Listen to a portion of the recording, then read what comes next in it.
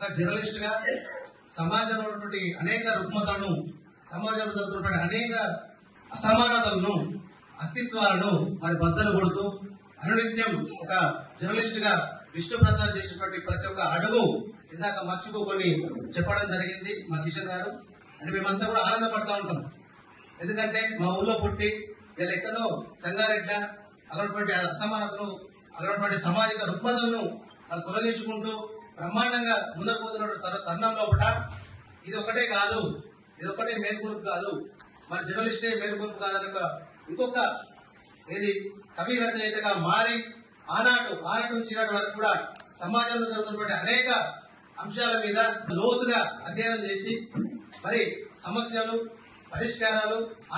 ఇవాటి వరకు ఉన్నటువంటి పరిస్థితులను మరొక బుక్ రూపంలో, తెగముషే మేక బుక్ రూపంలో వాడు విమర్శనాత్మకంగా మరొక సమాధానంగా ఇంకా ప్రశ్నిస్తూ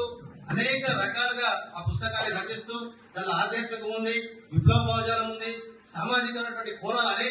అనేకం కూడా ఉండడం జరిగింది.